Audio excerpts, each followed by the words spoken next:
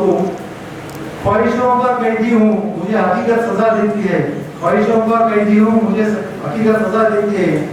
आसान चीजों का शौक नहीं, मुझे मुश्किलें मजा देती है, मुझे मुश्किलें मजा देती है।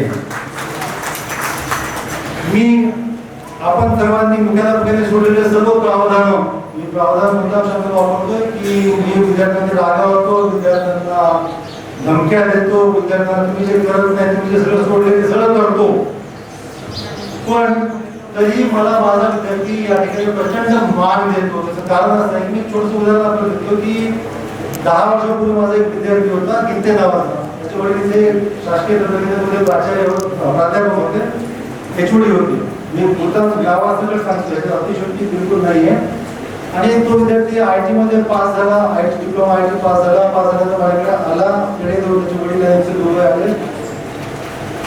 आल्यानंतर त्यांनी आनंदानं सगळं गोष्टी सगळ्या साकारल्या आणि लोड यूज करताना लक्षात आलं की माझ्या कर्मचाऱ्यांनी चुकीने त्यांच्याकडनं 500-700 रुपये घेतली, जास्ती घेतलेले आहे।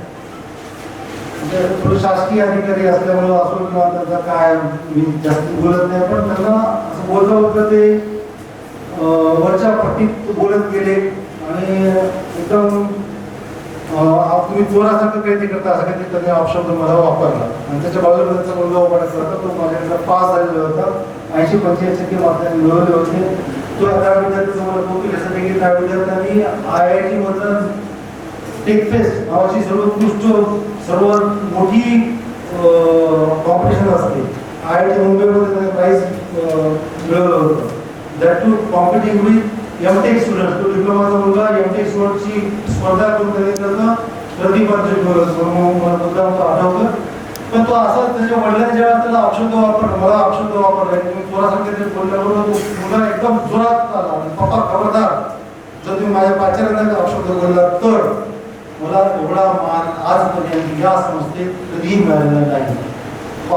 विद्यार्थी ज्याचे वडील शिक्षक आहेत त्यांचा आदर न करतात, ते विद्यार्थी माझा मान करतात, मला आदर देतात। आणि असाच मान जर मिळवायचा असेल तर मला असं वाटतं की आपण थोडंसं स्वतः लक्ष केंद्रित करावं आपल्या विद्यार्थ्यांवरती। मला माहिती आहे ज्युनियर कॉलेजची प्राचार्य, मी सुद्धा ज्युनियर कॉलेज चालवतो, ज्युनियर कॉलेजच्या समस्या वेगळ्या आहेत, विद्यार्थी कॉलेजमध्ये येत नाहीत, सगळे विद्यार्थी एकत्रित झालेले आहेत। पण मला असं वाटतं की आपल्याला 10 विद्यार्थी असो, 5 विद्यार्थी असो, 2 विद्यार्थी असो, त्या 2 विद्यार्थ्यांचं आपण प्रोत्साहित करावं, त्यांचं भलं आपण करावं, एवढी प्रामाणिक आणि प्रांजळ इच्छा अपेक्षा आपण व्यक्त करतो। मी या संस्थेत जे काही आहे, जे काही राबवतो ते एका शब्दात मी धर्म मानत नाही, जात मानत नाही, म्हणून सांगतो की मी आदरणीय डॉक्टर दाभोळकरांचे प्रत्येक कार्यक्रम इथे आयोजित करतो, कार्यक्रमात संस्थेत आयोजित करतो, त्याचे 4 वेळ आपल्यासमोर सांगतो आणि थांबतो। मूर्त्यांना पूजण्यापेक्षा माणुसकीला पूजतो मी, काल्पनिक देवांना मानता फुले शाहू आंबेडकरांना वाचतो मी, छाती ठोकून सांगतो असत्य नाकारणारा नास्तिक आहे मी, हिंदू मुस्लिम शीख इसाई म्हणून जगण्यापेक्षा माणूस म्हणून जगतो मी, धर्मातील पाखंडाला न जोपासता माणूसपणाला जोडतो मी, छाती ठोकून सांगतोय असत्य नाकारणारा नास्तिक आहे मी, मांजरा डिग्री म्हणून न थांबता थेट ध्येयाजवळ पोहोचतो मी, अंधश्रद्धेला मातीत लोळवून विज्ञानवाद स्वीकारतो मी, छाती ठोकून सांगतोय असत्य नाकारणारा नास्तिक आहे मी। मी असंच या ठिकाणी वागतोय, आपण पटलं असेल तर असं वागावं अशी विनंती करतो। एक छोटीशी विनंती आपल्याला करू इच्छितो, आदरणीय उपसंचालक साहेब आलेले आहेत म्हणून करतोय की शैक्षणिक वर्ष 2024-25 मध्ये नोव्हेंबरमध्ये या संस्थेत आम्ही मराठी विज्ञान परिषद गणित नांदेड शाखा राबवतो आणि त्याचं अखिल भारतीय अधिवेशन 14, 15 आणि 16 नोव्हेंबरला या संस्थेत होणार आहे। आपणास विनंती आहे की सर्व विज्ञान शिक्षकांना आणि गणित शिक्षकांना या कार्यक्रमासाठी आपण पुरस्कृत करावं।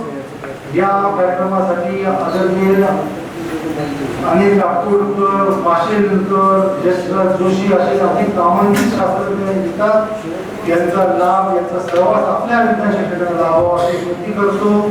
आपण मला 2 मिनिटाची वेळ दिला त्याबद्दल आपले आभार मानतो। जय भारत।